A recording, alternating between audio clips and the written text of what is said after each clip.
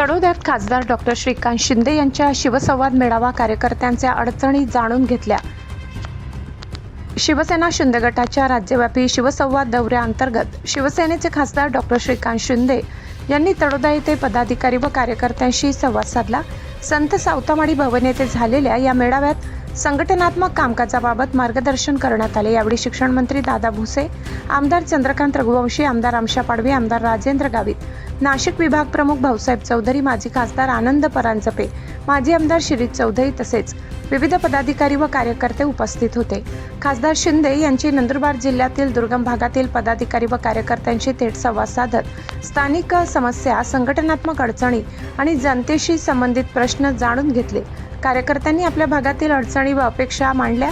आगामी जिल्हा परिषद व पंचायत समिती निवडणुकांच्या पार्श्वभूमीवर हा दौरा महत्त्वाचा मानला जात असून संघटना अधिक मजबूत करण्यासाठी अधिक जोमाने काम करण्याचे आवाहन मान्यवरांनी केले। आशापुरी न्यूजसाठी मुख्य संपादक लाला चव्हाण यांचा ग्राउंड रिपोर्ट।